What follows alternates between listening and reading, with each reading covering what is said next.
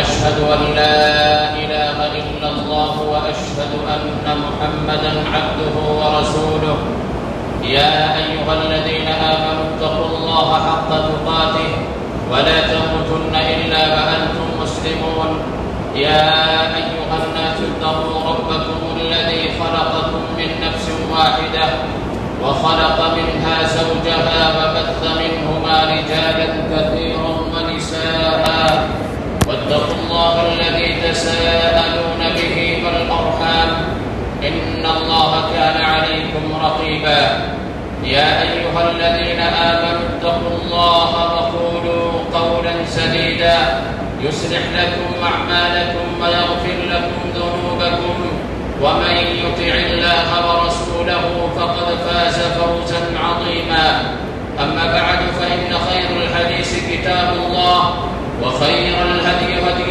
محمد صلى الله عليه وسلم وشر الأمور محدثاتها وكل محدثة بدعة وكل بدعة ضلالة وكل ضلالة في النار أعوذ بالله من الشيطان الرجيم بسم الله الرحمن الرحيم قل هو الله أحد الله الصمد لم يلد ولم يولد ولم يكن له كفوا أحد ہر طرح کی بڑائی کبریائی بزرگی اللہ سبحانہ و تعالی کے لیے ہے۔ درود و سلام و تمام انبیاء کرام کی جماعت پر، خصوصاً جناب محمد رسول اللہ صلی اللہ علیہ وسلم کی ذات گرامی پر۔ حاضرین جمعہ، بزرگوں، ساتھیوں، پردہ نشین ماں اور بہنوں، مسجد اقصی سے محبت کرنا ایمان کا حصہ اور جز ہے۔ ہر مومن، ہر مسلمان کے دل میں اس کے تعلق سے احترام کا ہونا یہ اس کے ایمان کی دلیل ہے۔ وہ اس لیے کیونکہ یہ وہ سرزمین ہے جو انبیاء علیہ السلام کی سرزمین رہی ہے، اور بہت سارے انبیاء علیہ السلام ہجرت کر کے اس کی طرف جا کر کے اپنا مسکن اور ٹھکانہ بھی بنایا ہے۔ جیسا کہ ابراہیم علیہ السلام خانہ کعبہ کو تعمیر کر لینے کے بعد اگر کسی سرزمین کی طرف انہوں نے اس مقصد سے ہجرت کی کہ ہم جا کر کے وہاں اپنا مسکن بنائیں، تو وہ یہی زمین شام کی سرزمین ہے، یعنی فلسطین ہے۔ اسی طریقے سے یوسف علیہ السلام نے اپنی قوم والوں سے یہ کہا تھا کہ اگر تم لوگ مصر سے جانے لگنا تو میری قبر سے میری لاش بھی لے کر کے شام کی طرف جانا، وہاں مجھے پھر سے دفن کرنا، کیونکہ وہ ہمارے آباء و اجداد کی جگہ ہے۔ اور موسیٰ علیہ السلام کی تاریخ کو پڑھیں کہ موسیٰ علیہ السلام جب فرعون سے ان کو اللہ تبارک و تعالی نجات دے دی تمام قوم والوں کے ساتھ، تو انہوں نے بھی جس سرزمین کا انتخاب کیا وہ یہی شام کی سرزمین تھی کہ انہوں نے اس کی طرف ہجرت کی اور وہاں جانے کی کوشش کی۔ تو غرض یہ کہ یہ نبی اکرم صلی اللہ علیہ وسلم سے پہلے بہت سارے انبیاء جو گزرے ہیں ان کی سرزمین رہی ہے، یہ بابرکت زمین ہے، یہ قدس والی زمین ہے، یہ پاک اور صاف والی زمین ہے، اور اس تعلق سے ہمیں اور آپ کو چاہیے کہ جو قرآن اور حدیث میں اس کی فضیلت آئی ہوئی ہے اس کا ہم آپ علم حاصل کریں۔ سب سے پہلی چیز یہ جانیں کہ اس کو ہمیشہ سے 3 ناموں کے ذریعے سے جانا گیا ہے۔ ایک ہے بیت المقدس، دوسرا نام بیت المقدس یعنی پاکیزہ گھر، پاکیزہ جگہ، اور ایک تیسرا نام مسجد اقصی، اقصی کہتے ہیں جس کا معنی یہ ہوتا ہے کہ دور دراز، کیونکہ یہ مسجد اقصی حرمین سے یعنی مسجد حرام اور مسجد نبوی سے بہت دوری پر واقع ہے، اس لیے اس کا نام مسجد اقصی رکھا گیا۔ اور اسی طریقے سے یہ بھی ہمارے پاس علم ہو کہ کہ آخر اس مسجد کا تعمیر کرنے والا کون ہے، تو وہ آدم علیہ السلام ہیں، جنہوں نے مسجد حرام کی تعمیر کرنے کے بعد، خانہ کعبہ کو تعمیر کرنے کے بعد، یہ دوسری مسجد جو اس روئے زمین پر بنائی گئی آدم علیہ السلام ہیں۔ بہت ساری روایتوں کو پڑھیں تو اور دوسرے نام آتے ہیں، لیکن وہ 89 ان لوگوں نے کام کیا تھا، جن میں سب سے نمایاں نام سلیمان علیہ السلام کا آتا ہے کہ انہوں نے اس مسجد کو تعمیر کرائی۔ غرض یہ کہ یہ مسجد، یہ مقام، یہ جگہ انبیاء علیہ السلام کی میراث رہی ہے، اور اسی وجہ سے جب ہم قرآن حکیم اور احادیث کا مطالعہ کرتے ہیں تو ہمیں اس بات کا بخوبی علم ہوتا ہے کہ کائنات ارضی پر اگر اللہ کی عبادت کے لیے کوئی مسجد تعمیر کی گئی تھی تو وہ مسجد اقصی ہے۔ وہ مسجد اقصی ہی ہے اللہ تبارک و تعالیٰ کی عبادت کے لیے جو دوسرا گھر بنایا گیا۔ پیارے نبی جناب محمد رسول اللہ صلی اللہ علیہ وسلم نے ایک صحابی رسول ابو ذر رضی اللہ تعالی عنہ نے پوچھا کہ اللہ کے نبی یا رسول اللہ، اے اللہ کے رسول، ایو مسجد وضع فی الارض اول، اس روئے زمین پر اللہ کی عبادت کے لیے سب سے پہلا گھر کہاں تعمیر کیا گیا؟ تو آپ صلی اللہ علیہ وسلم نے فرمایا کہ وہ مسجد المسجد الحرام، مسجد حرام ہے، خانہ کعبہ ہے۔ پھر کہا ثم ایو، اے اللہ کے نبی پھر اس کے بعد کون سا گھر ہے، اس کا نام کیا ہے؟ تو آپ صلی اللہ علیہ وسلم نے فرمایا المسجد الاقصی، وہ مسجد اقصی ہے، یعنی اس روئے زمین پر دوسری مسجد اگر ہے کوئی تو وہ مسجد اقصی ہے۔ پھر کہا کہ قلت کم کان بینہما، ان دونوں کے درمیان کا فاصلہ کتنا ہے؟ تو آپ صلی اللہ علیہ وسلم نے فرمایا 40 سنہ، 40 سال کا ان دونوں کے درمیان، یعنی تعمیر کرنے کا جو درمیانہ ہے، فاصلہ ہے، وہ 40 سال کا ہے۔ اسے امام بخاری نے اپنی بخاری کے اندر اس روایت کو نقل کیا ہے۔ اور آگے بڑھیں تو ہمیں قرآن کریم کے اندر یہ بھی ملتا ہے کہ یہ زمین برکت والی زمین ہے، یہ زمین پاک اور ستھری زمین ہے، جس کو اللہ نے بابرکت کہا، جس کو اللہ نے پاک کہا۔ یہ وہ زمین ہے شام اور فلسطین کی۔ اللہ تبارک و تعالی ابراہیم علیہ السلام اور لوط علیہ السلام کو جب ان کی قوم سے نجات دی تو یہی حکم دیا کہ وَنَجَّيْنَاهُ وَلُوطًا إِلَى الْأَرْضِ الَّتِي بَارَكْنَا فِيهَا لِلْعَالَمِينَ۔ اے میرے ابراہیم، اے میرے لوط، تم لوگ اس سرزمین کی طرف ہجرت کرو جو برکت والی ہے، فِيهَا لِلْعَالَمِينَ، جس میں تمام لوگوں کے لیے خیر اور برکت رکھ دی گئی ہے۔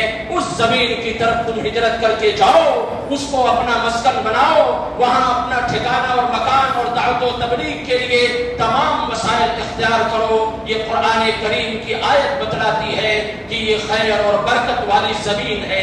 ایک نہیں کئی مقامات پر اللہ سبحانہ و تعالی نے قرآن کریم کے اندر اس سرزمین کو خیر و برکت والی زمین قرار دی گئی ہے۔ اور یہ بھی جانیں کہ یہ وہ مسجد ہے جو مسلمانوں کا قبلہ اول ہے۔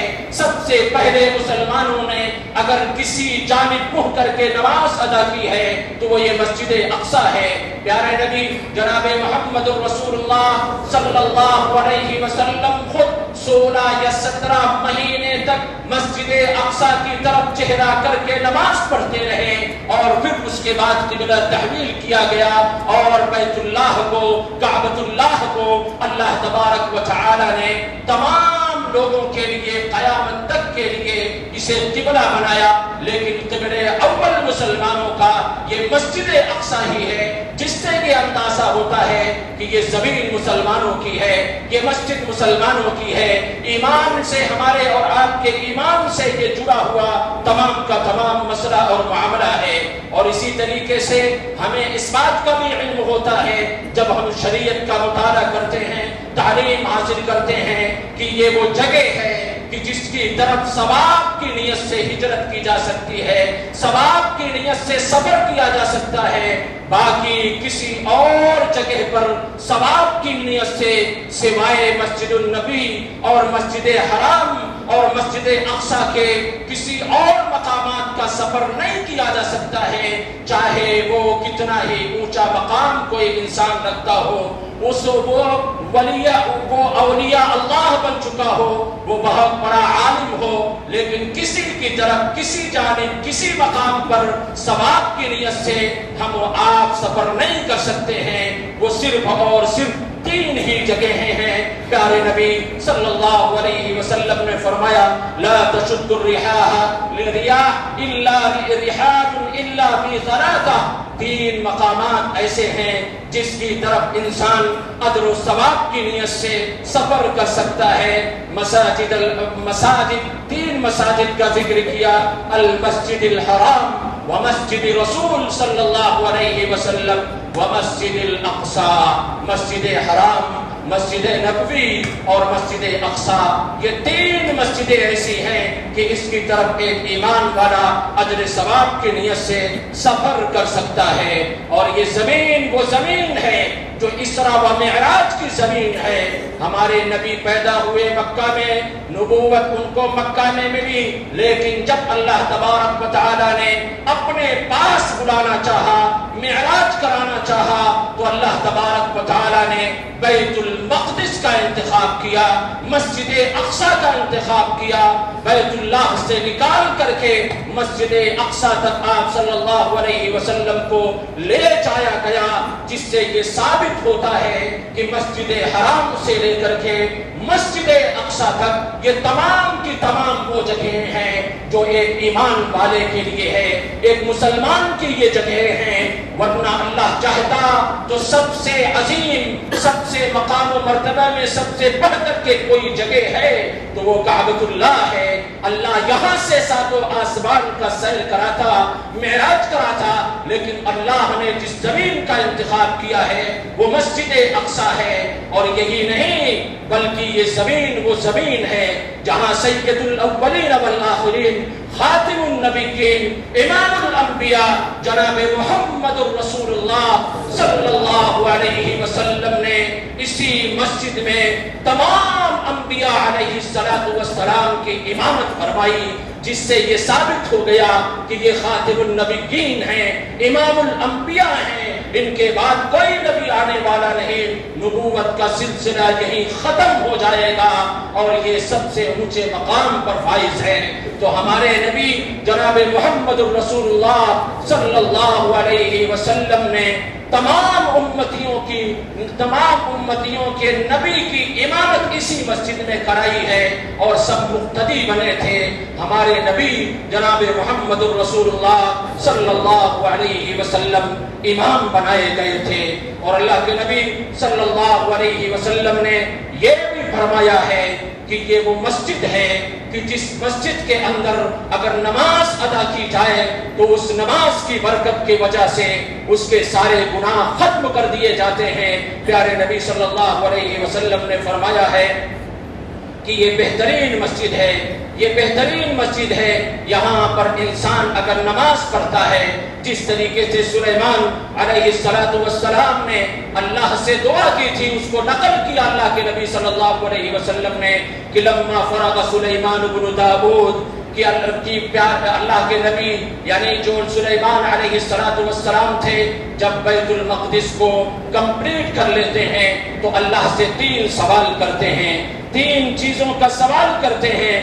پہلا سوال یہ کرتے ہیں کہ اے اللہ ہمارے اندر وہ صلاحیت، وہ توفیق دے کہ میں جب فیصلہ کروں تو وہ فیصلہ سچ اور صحیح ہو، عدل پر قائم ہو۔ اللہ نے دعا قبول کر لی۔ دوسری دعا کی کہ اللہ مجھے ایسی بادشاہت دے کہ میرے بعد ایسی بادشاہت کسی کو نہ عطا کر، اور وہ بھی دعا قبول ہوئی۔ یہ سلیمان تھے جو چرند پرند پر جن کی حکومت، ہواؤں پر جن کی حکومت، جناتوں پر جن کی حکومت، انسانوں پر جن کی حکومت تھی، اللہ نے اس دعا کو بھی قبول فرمائی۔ اور تیسری دعا یہ کی کہ اے اللہ تبارک و تعالیٰ، اس مسجد میں آ کر کے جو نماز پڑھے اسے گناہوں سے ایسے دھو دے کہ گویا اس دنیا میں وہ آج پیدا ہوا ہے، اس دنیا میں وہ آج آیا ہے، اس طریقے سے اس کے گناہوں کو معاف فرما دے۔ اور اللہ کے نبی صلی اللہ علیہ وسلم کی حدیث کہ اس مسجد میں اگر کوئی نماز پڑھتا ہے تو دوسری مسجد کے مقابل میں 250 یا 500 درجہ زیادہ اسے اجر و ثواب دیا جاتا ہے۔ لیکن اسی حدیث میں ایک بہت ہی اہم بات کی طرف، بہت اہم چیز کی طرف اللہ کے نبی صلی اللہ علیہ وسلم نے اشارہ کیا، کہا کہ سنو وَلَيُوشِكَنَّ أَلَّا يَكُونَ لِلرَّجُلِ مِثْلُ شَطْنِ فَرْسِهِ مِنَ الْأَرْضِ حَيْثُ يَرَى مِنْهُ بَيْتَ الْمَقْدِسِ خَيْرٌ لَهُ مِنَ الدُّنْيَا جَمِيعًا۔ سنو کہ ایک وقت آئے گا، فتنہ اتنا پھیل چکا ہوگا کہ اگر کوئی بیت المقدس کے آس پاس ارد گرد اپنے گھوڑے کے لگام، گھوڑے کے رسی کے برابر بھی کہیں پر جگہ پا کر کے مسجد اقصی کا اگر دیدار کر لیتا ہے دور دراز سے، تو اس کے لیے دنیا و ما فیہا سے سب سے بہتر ہے کہ اس نے مسجد اقصی کا دیدار کیا ہے۔ حالات ایسے ہی ہیں کہ آج کوئی مسلمان مسجد اقصی تک پہنچ نہیں سکتا ہے، وہاں جا کر کے نماز نہیں پڑھ سکتا ہے۔ اللہ کے نبی نے کہا تھا کہ ایک دور یہ بھی آئے گا کہ لوگ ترسیں گے کہ رسی کے برابر مجھے جگہ مل جائے اور میں مسجد اقصی کا دیدار کر لوں، تو یہ وہ سرزمین ہے۔ اور اللہ کے نبی صلی اللہ علیہ وسلم نے فرمایا کہ یہ وہ سرزمین ہے جو فتنے کے وقت میں ایمان والوں کے لیے یہ مسکن بنے گا، ایمان یہی سلامت اور یہی باقی ہوگا۔ اللہ کے نبی صلی اللہ علیہ وسلم نے فرمایا الا وان الایمان اذا وقعت الفتنة بالشام، فتنے کے وقت میں ایمان تو شام میں ہوگا۔ اور دوسری حدیث میں آپ نے کہا علیکم بالشام، جب فتنہ تیزی سے بڑھے تو تم شام کو لازم پکڑ لینا، شام کی طرف تم ہجرت کرنا۔ اور پھر کہا اللہ کے نبی صلی اللہ علیہ وسلم نے کہ یہ سرزمین وہ سرزمین ہے کہ جہاں رحمان کے فرشتے اپنا پر پھیلائے ہوئے ہیں۔ طوبی للشام، شام والوں کے لیے بشارت ہے۔ صحابہ کرام نے کہا کس بات کی بشارت، کس بات کی خوشخبری؟ تو اللہ کے نبی صلی اللہ علیہ وسلم نے فرمایا لأن ملائکۃ الرحمن باسطۃ اجنحتها علیہا، ترمذی کی حدیث ہے کہ یہ وہ سرزمین ہے جہاں رحمان کے فرشتے اپنا پر بچھائے ہوئے ہیں، اللہ کے فرشتے اپنا پر پھیلائے ہوئے ہیں۔ یہ وہ زمین ہے جو برکتوں والی، خیر والی زمین ہے۔ اور پھر کہا کہ سنو میرے لوگوں، یہ وہ سرزمین ہے کہ جب فتنہ بہت زوروں پر ہوگا، قرب قیامت سب سے بڑا فتنہ اگر کوئی ہوگا تو وہ دجال کا فتنہ ہوگا۔ لیکن قربان جائیں کہ یہ وہ زمین ہے جہاں پر دجال انٹری نہیں کر سکے گا، دجال داخل نہیں ہو سکے گا۔ ایک مسجد حرام ہے، مسجد نبوی ہے، اور طور ہے، اور مسجد اقصی ہے۔ یہ 4 مقامات ایسے ہیں کہ جہاں دجال کی انٹری نہیں ہو سکے گی، جبکہ اس وقت کا سب سے بڑا فتنہ یہ دجال کا فتنہ ہوگا۔ اور یہ بھی جان رکھیں کہ اس دجال کا خاتمہ عیسیٰ ابن مریم اسی زمین پر کریں گے، اس کو اسی زمین پر قتل کیا جائے گا، یہیں لا کر کے اس کے فتنے کو، اس کے شر کو یہیں پر ذبح کر دیا جائے گا، ختم کر دیا جائے گا۔ گویا فتنے کا خاتمہ بھی اگر کہیں ہوگا تو وہ شام کی زمین ہے، یہیں پر یہ ختم کیا جائے گا۔ اور آخری چیز یہ کہ یہ وہ سرزمین ہے جو محشر و منشر کی ہے۔ قیامت سے پہلے سارے کے سارے لوگ اسی زمین پر اکٹھا کیے جائیں گے، قیامت قائم ہوگی، یہیں پر سارے لوگوں کو ہر جگہ سے لا کر کے اکٹھا کیا جائے گا، یعنی کہ محشر و منشر کی جگہ ہے۔ لیکن افسوس یہ ہے، افسوس یہ ہے کہ اتنی خیر و برکت والی جگہ، ہمارے نبیوں والی جگہ جس کے ہم وارثین میں سے آتے ہیں، آج ہم سے یہ چھینا جا چکا ہے۔ آج اس پر ہمارا قبضہ نہیں ہے، آج ہم ان پر قابض نہیں ہیں۔ وہ لوگ اس پر قابض ہو چکے ہیں جس کو قرآن نے ملعون قرار دیا، لعن اللہ الیہود والنصارى، اللہ نے کہا اللہ کی لعنت ہو یہود پر، نصارہ پر، جس کو قرآن نے بزدل کہا ہے کہ یہ اکیلے تنہا کہیں کھڑے نہیں ہو سکتے ہیں، جس پر رسول نے لعنت بھیجی ہے، جو تعداد میں بڑے کم ہیں، ہمیشہ سے بزدل رہے ہیں، لیکن وہ بزدل قوم آج اس پر قبضہ جمائے بیٹھی ہوئی ہے۔ آخر کیوں؟ جبکہ قرآن نے کہہ دیا یہ بزدل ہیں، یہ اکیلے کچھ بھی نہیں کر سکتے ہیں، لیکن ایسا کیا ہوا کہ یہ تمام کا تمام معاملہ الٹ گیا، بدل گیا۔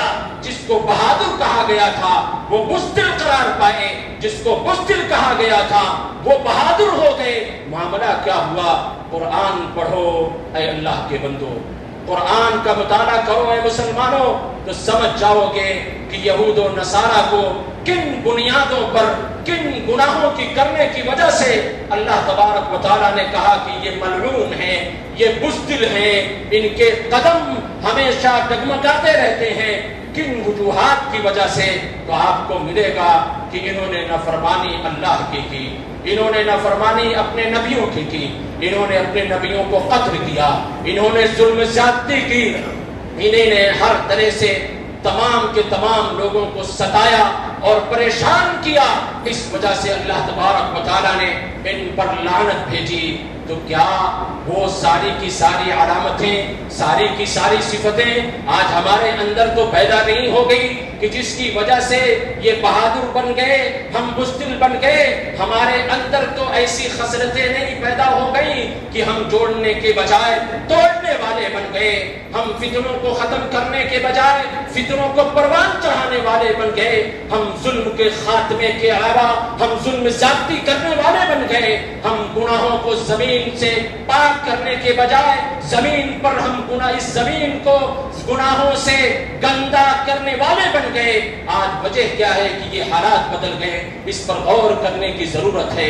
اللہ کے نبی صلی اللہ علیہ وسلم نے ہرقل کے پاس خط روانہ کیا، ہرقل کے پاس خط روانہ کیا، اور وہاں جب خط پہنچا اس کے سامنے پیش کیا گیا تو ہرقل بادشاہ نے کہا کہ معلوم کرو کہ کیا ہمارے ملک میں کوئی مکہ سے تجارت کی غرض سے آیا ہے۔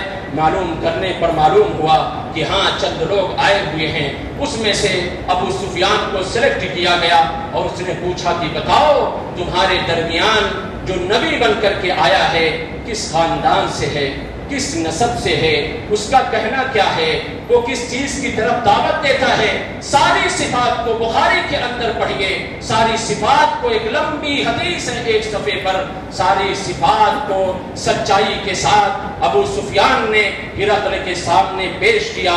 اور جب پیش کیا، یہاں پر میں اس نقطے کی طرف بھی اشارہ کرتا چلوں کہ اس حدیث کو پڑھیں اور نماز کے بعد حوالہ لیں، جا کر کے اپنے گھر میں اس حدیث کا مطالعہ کریں کہ کیا وہ صفات میرے اندر پائے جاتے ہیں کہ نہیں، کہ جو صفت نبی اکرم صلی اللہ علیہ وسلم کی تھی اور جن صفات کو ہرقل سننے کے بعد کہتا ہے کہ فَإِن كَانَ مَا تَقُولُ حَقًّا، اے ابو سفیان اگر تو جو کچھ کہا ہے یہ صحیح ہے، درست ہے، تو یہ جان لے کہ فَسَيَمْلِكُ مَوْضِعَ قَدَمَيَّ هَاتَيْنِ، میرے دونوں قدموں کے نیچے یہ جو ملک ہے ایک دن آئے گا کہ اس ملک کا بھی مالک محمد ہوگا صلی اللہ علیہ وسلم۔ یہ ہرقل بادشاہ نے کہا تھا۔ کن صفات کو سننے کے بعد نبی اکرم صلی اللہ علیہ وسلم کے اندر جو صفات تھے ان خوبیوں کو سننے کے بعد کہا جو ان خوبیوں کا مالک ہوگا وہ شام کا مالک ہو جائے گا، اور جو ان خوبیوں کا مالک نہیں ہوگا وہ شام کا مالک نہیں بن سکتا ہے۔ ان خوبیوں کو پیدا کریں۔ چنانچہ ابو بکر رضی اللہ تعالی عنہ کا دور آتا ہے، کوشش کرتے ہیں لیکن ناکامی ہوتی ہے، اس سے پہلے موت واقع ہو جاتی ہے۔ عمر رضی اللہ تعالی عنہ کو وصیت کرتے ہیں، عمر کا وقت آتا ہے اور عمر رضی اللہ تعالی عنہ 15 ہجری میں فلسطین پر قبضہ کرتے ہیں، اور قربان جائیں کہ فلسطین پر عمر جیسا بادشاہ امیر المومنین قبضہ کیا، لیکن کسی جان کو نقصان پہنچائے بغیر قبضہ کیا، کسی ایک جان کو نقصان پہنچائے بغیر قبضہ کیا، اور 500 برس تک مسلمانوں کا اس پر قبضہ برقرار رہا، اور پھر اس کے بعد کا دور شروع ہوتا ہے۔ جو حکومتیں مسلمانوں کی تھی وہ کمزور پڑتی چلی جاتی ہیں، آپس میں ٹکراؤ پیدا ہوتا چلا جاتا ہے، آپس میں لوگ اختلاف کرنا شروع کر دیتے ہیں۔ اور یہ جان رکھو کہ یہ سارے واقعات اس طرف اشارہ کرتے ہیں کہ اگر آج ہم بھی آپس میں اختلاف کیے کہ ہم کسی کو کچھ کہیں، کسی کی طرف بھاگے، کوئی کسی کی طرف بھاگے، تو آپ ٹوٹ جائیں گے، بکھر جائیں گے۔ جس طریقے سے یہ تاریخ بتا رہی ہے کہ 500 برس تک مسلمانوں کا قبضہ رہا، لیکن جب ان کے درمیان اختلاف پیدا ہوتے گئے تو پھر سے ایک بار عیسائیوں کا اس پر غلبہ ہو گیا۔ اور جب ان لوگوں نے 3 لاکھ کی تعداد لے کر کے اس پر قبضہ کیے تو جانتے ہیں وہاں عمر نے کسی کو قتل نہیں کیا، یہاں عیسائیوں نے 70,000 مسلمانوں کو قتل کیا۔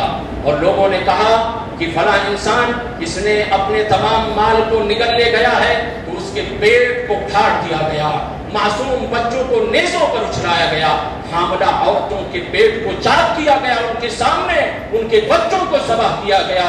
اور مؤرخین نے لکھا ہے، مسلمانوں نے نہیں بلکہ غیروں نے لکھا ہے کہ جب وہاں بیت المقدس کی طرف اپنے گھوڑوں کو لے کر کے جاتے تو خون کا بہاؤ اتنا تھا کہ گھوڑے کے گھٹنے تک خون ہی خون ہوا کرتا تھا، اس انداز سے خون بہایا گیا تھا۔ یہ عیسائیوں نے اس طریقے سے قبضہ کیا، پھر مسلمانوں کی کوششیں جاری رہی۔ اور یہاں پر یہ بتا دیں کہ 500 برس تک لوگوں نے کوششیں کی۔ آج مسلمان 2 دن کسی تعلق سے کوشش کرتا ہے، پھر نا امید ہو جاتا ہے، کہتا ہے چھوڑو جانے دو، ہم سے کیا لینا دینا۔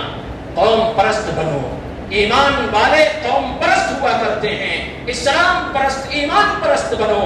2 دن 4 دن میں کوئی رزلٹ نہیں آتا ہے، بلکہ صدیوں قربانی دینے کے بعد کامیابی ملا کرتی ہے۔ ہندوستان کی آزادی کا تاریخ دیکھ لیں، آزادی کی جو تاریخ ہے کہ ہمارے پرکھوں نے 200 سال تک لڑائی کی ہے، 150 سال تک لڑائی کی ہے، پھر یہ ہندوستان آزاد ہوا۔ فلسطین میں جو لڑائی ہوئی ہے آپ دیکھیں کہ سن 51 ہجری میں آزاد ہوا، 500 سال تک مسلمانوں کا قبضہ رہا، پھر اس کے بعد عیسائی غلبہ پائے، پھر صلاح الدین ایوبی کے دور خلافت میں ان کی حکومت میں پھر سے فلسطین فتح ہوا کہ کتنے ہجری میں؟ 583 ہجری 583 ہجری میں ایک لمبا وقت رہا۔ لیکن صلاح الدین ایوبی ہمارے اور آپ کی طرح مسلمان نہیں تھے کہ کہیں بیٹھ کر کے تھوڑی سی بات کر لیے معاملہ ختم، پھر دیکھا جائے گا۔ لوگ تو ساتھ نہیں دیتے، اٹھتے بیٹھتے، چلتے پھرتے، سوتے چاہتے، صرف ان کی نظر میں کچھ تھا تو فلسطین تھا، مسجد اقصیٰ، کہ کس طریقے سے اس کو اپنے قبضے میں لیا جائے۔ اور پھر ایک دن آیا کہ 583 ہجری مطابق 1187 عیسوی میں صلاح الدین ایوبی جا کر کے وہاں پر قبضہ کرتے ہیں، اور وہ لوگ آ کر کے معافی مانگتے ہیں کہ مجھے معاف کر دیا جائے۔ لیکن صلاح الدین ایوبی کے دماغ میں 70,000 مسلمانوں کا خون تھا کہ انہوں نے ہمارے بھائیوں کو قتل عام کیا ہے، ہماری عورتوں کو قتل کیا ہے، ہمارے بچوں کو قتل کیا ہے۔ لیکن لوگوں نے بہت سمجھایا بجھایا تو صلاح الدین ایوبی نے کہا کہ جاؤ، جو تم میں سے مرد ہیں وہ 10 دینار، جو عورتیں ہیں 5 دینار، جو بچے ہیں 2 دینار دے کر کے وہ آزاد ہو سکتے ہیں، ان کو میں قیدی تک نہیں بناؤں گا۔ اور پھر اسی طریقے سے سب کو آزاد اور رہا کر دیا۔ اسی درمیان وہاں کا پادری لاکھوں کروڑوں مال لے کر کے نکلنے لگا، تو بعض لوگ جا کر کے کہتے ہیں کہ صلاح الدین ایوبی یہ کروڑوں مال لے کر کے یہاں سے نکل رہا ہے، اس سے چھین لیا جائے، کیونکہ اس نے اس مال کو ظلماً غصب کیا ہے۔ لیکن صلاح الدین ایوبی کا جواب کیا تھا؟ مسلمانوں اپنے ذہنوں میں بیٹھاؤ، مسلمان ہو تو ایسا ہو جو عہد کرے لے، جو پیمان کر لے، جو وعدہ کر لے، جو بات کر لے، اس پر ہمیشہ کھڑا اترے، وہ پھر پھسلے نہ۔ صلاح الدین ایوبی نے کہا کہ نہیں، جبکہ ضرورت مال کی بہت تھی، لوگوں نے کہا کہ اس سے لے کر کے غریبوں پر تقسیم کر دیا جائے، کروڑوں کا مال اس کے پاس ہے۔ صلاح الدین ایوبی نے کہا کہ نہیں، میرا اعلان اور میرا جو شرط ہے ان لوگوں کو قید سے رہا کرنے کے سلسلے میں وہ یہ ہے کہ مرد حضرات 10 دینار دے کر کے آزاد ہو جائیں، وہ 10 دینار مجھے دے گا، میں اسے آزاد کر دوں گا۔ یہ سیرت، یہ کردار اپنے اندر پیدا کریں۔ جو جناب محمد رسول اللہ صلی اللہ علیہ وسلم نے پیدا صحابہ کرام کے اندر کیا تھا۔ تاریخ بہت لمبی ہے کہ کب سے اس مسجد اقصیٰ کے تعلق سے تنازع ہوتا رہا، کیونکہ 3 لوگ ہمیشہ سے دعوے دار رہے ہیں۔ ایک تو مسلمانوں کا دعویٰ ہمیشہ سے رہا ہے اور یہی سچ ہے، کیونکہ انبیاء کے وارثین ان کے اولاد ہی صرف نہیں بلکہ تمام کے تمام لوگ ہوتے ہیں، ان کا دعویٰ یہ صحیح ہے کہ یہ مسجد اقصیٰ مسلمانوں کا ہے۔ دوسرا دعویٰ یہودیوں کا ہمیشہ سے رہا ہے کہ یہ مسجد اقصیٰ یہ ہماری ہے۔ تیسرا دعویٰ نصارہ کا رہا ہے کہ نہیں، یہ مسجد اقصیٰ یہ ہماری جگہ ہے، اس پر ہم قابض رہیں گے، اور یہ سلسلہ اسی وقت سے چلا آ رہا ہے۔ اور پھر اس کے لیے بعد کے ادوار میں ہم دیکھیں کہ اس میں برطانیہ داخل ہوا، اس میں امریکہ داخل ہوا، ترکی بہت وقت تک آ کر کے اس پر کچھ کرتا رہا لیکن وہ بھی ناکام رہا۔ پھر اس کے بعد ترکی کا ایک بادشاہ جسے ہم آپ بہت کچھ سمجھ کر کے نعرہ لگاتے ہیں، آج تک اس نے بھی کچھ نہ کر سکا، اور ان تمام چیزوں کو دیکھ کر کے ایک مسلمان اشتعال میں آ جاتا ہے، جذبے میں آ جاتا ہے۔ تمام ان ملکوں کو جو ہمیشہ سے توحید پرست رہے ہیں، مسلمانوں کے ہمدرد رہے ہیں، اسلام کے لیے ہمدرد رہے ہیں، ان کو گالی دینا ہم شروع کر دیتے ہیں۔ ہماری نظر تاریخ پر نہیں ہوا کرتی ہے، حقیقت پر نہیں ہوا کرتی ہے۔ ایک ویڈیو کیا ہمارے موبائل پر آیا، اسی کو صحیح سمجھ کر کے شیئر کرتے ہیں، تبصرے کرتے ہیں، فتوے کرتے ہیں، لیکن حقیقت کچھ سے کچھ ہوا کرتی ہے۔ ہم یہ جو ویڈیو آئی کہ اس طریقے سے مسلمانوں پر اسرائیل پر حملہ کر دیا ہے، لیکن اس کے پیچھے راز کیا ہے؟ کیا وہ اپنی کمزوری کوئی انسان، آپ خود سوچیں، عقل مند انسان سمجھ سکتا ہے کہ کیا کوئی انسان اپنی کمزوری کو ظاہر کرے گا؟ یہ ہو سکتا ہے ایک سبب بنانا ہو کہ دیکھو ہم نے پہل نہیں کی، ان لوگوں نے پہل کیا ہے، اور پھر ظلم ستم جو کچھ ہو رہا ہے ہر ایک کی نظروں میں ہے۔ تو تاریخ یہ بڑھتی رہی، اور پھر جا کر کے دارالحکومت ٹرمپ نے 2017 میں اس کو قرار دے دیا۔ بہرحال یہ آج تک یہ چلتا رہا، اور پھر سے یہاں فساد شروع ہو گئے۔ لیکن ان تمام صورتوں میں ایک مسلمان کو چاہیے کہ وہ غور و تدبر کرے کہ ہمیں ایسی صورت میں، جبکہ ہم ایسے ملک میں ہیں جہاں پر بہت احتیاط سے رہ کر کے جو گورنمنٹ کی گائیڈ لائن ہے اس کے مطابق ہم رہ کر کے تمام کاموں کو انجام دیں، تو ایسی جگہوں پر، اور یہ حکمت بھی ہے، اسلام کی تعلیم بھی ہے کہ آپ جہاں رہیں وہاں کے جو قوانین ہیں اس کا پاس و لحاظ رکھیں۔ تو ہماری ذمہ داری کیا بنتی ہے؟ سب سے بڑی ذمہ داری ہماری یہ عائد ہوتی ہے کہ رات کی تنہائیوں میں اٹھ کر کے قیام اللیل پڑھ کر کے اللہ کی بارگاہ میں اپنے ان مظلوم بھائیوں کے حق میں دعا کریں۔ لیکن افسوس یہ ہے کہ وہ دور تھا کہ جس دور کے نوجوان راتوں میں اس لیے جاگتے تھے تاکہ وہ قیام اللیل کر سکیں، اللہ کی عبادت کر سکیں، قرآن کی تلاوت کر سکیں۔ آج کا نوجوان راتوں میں اس لیے جاگتا ہے تاکہ وہ موبائل کے ذریعے سے شر اور گناہ کے کاموں کو انجام دے سکے، کسی ایسے سے بات کر سکے جس کو شریعت نے ناجائز قرار دیا ہے۔ آج کا نوجوان راتوں میں اس لیے بیدار رہتا ہے تاکہ فلاں چوراہوں پر وہ بیٹھ کر کے وہاں جا کر کے اپنے دوستوں سے مل سکے۔ لیکن ایک وقت تھا کہ اس وقت کا نوجوان راتوں میں اس لیے جاگتا تھا تاکہ وہ اللہ کی عبادت کر کے اللہ کی رضا کو اپنے لیے اپنے حق میں کر سکے، اللہ کو راضی کر سکے۔ اپنے کردار کو بدلو، اپنی عادتوں کو بدلو، ان کے حق میں تم دعائیں کرو۔ اور اسی طریقے سے دوسری یہ چیز ہے کہ مسجد اقصیٰ کے تعلق سے علم حاصل کرو، یہودیوں کی سازشیں کیا ہوتی ہیں اس کے بارے میں علم حاصل کرو، اور پھر تمام وہ علوم حاصل کرو جو شریعت نے تمہارے لیے جائز قرار دیا ہے۔ تمام علوم کو حاصل کیا جائے، علم کے راستے میں ہم ترقی کریں، جب جا کر کے معاملات سدھر سکتے ہیں۔ اگر ہم علم میں پیچھے ہوتے گئے اور ہم دیکھیں اپنے سماج پر، معاشرے پر نظر ڈال کر کے دیکھیں، چور ہمارے یہاں، بدماش ہمارے یہاں، زانی ہمارے یہاں، لٹورے ہمارے یہاں، فراڈ کرنے والے ہمارے یہاں، بلڈنگیں بنا کر کے لوگوں کو ٹھگنے والے ہمارے یہاں، تجارت کے ذریعہ سے لوگوں کے مال کو چوسنے والے ہمارے یہاں ڈاکٹروں کی ایسی تعداد ہے جو ناجائز طور پر ناجائز روپے کرا کر کے مال کو کھینچنے والے غریبوں سے ہمارے یہاں موجود ہیں. بتاؤ اصلاح کیسے ممکن ہو سکتی ہے؟ اس لیے اپنی اصلاح کریں، دعائیں کریں، علم حاصل کریں اور اسی طریقے سے باہمی اتحاد و اتفاق پیدا کریں. توڑنے کا کام نہیں، جوڑنے کا کام کریں. کسی کے کان کو بھرے نہیں بلکہ ان کے کانوں کو اگر گندگی ہو تو اس کو صاف کرنے کی کوشش کریں. کسی کی غیبت نہیں، کسی کی بھلائی کو بیان کیا جائے، کسی کی جھوٹی باتیں نہیں، کسی کی سچی باتوں کو لوگوں کے سامنے پیش کیا جائے. یہ تمام کی تمام چیزیں وہ ہیں جس سے ایک انسان ترقی کر پاتا ہے. اور اسی طریقے سے اللہ رب العالمین پر ہمارا یقین اور اعتماد مکمل ہو کہ اللہ تبارک و تعالیٰ نے مومنوں کے ہی حق میں کامیابی لکھی ہے. کبھی نہ کبھی جب بھی کامیابی ملے گی، جو بڑی کامیابی ہے وہ مسلمانوں کے ہی حق میں ہوگا. اللہ تبارک و تعالیٰ پر یقین ہو. اور اسی طریقے سے مسجد اقصی ہم آباد نہیں کر سکتے ہیں، لیکن اللہ رب العالمین کی عبادت کے لیے ہمارے علاقوں میں مسجدیں موجود ہیں. ان مسجدوں کو ہم آباد کرنے والے بنیں، ان مسجدوں کو ہم آباد کرنے والے بنیں. آج مسجدیں ویران ہیں، بازار آباد ہیں. آج مسجدیں ویران ہیں، پارک آباد ہیں. آج ہماری مسجدیں ہماری عورتوں سے بے آباد ہیں، لیکن ہماری عورتوں سے مارکیٹ جا کر کے دیکھیں آباد ہیں، پارک آباد ہیں. شادیوں میں جائیں، بے پردگی کے ساتھ عورتوں کی کثرت موجود ہے. ہمارے علاقے کی جو مسجدیں ہیں اس کو ہم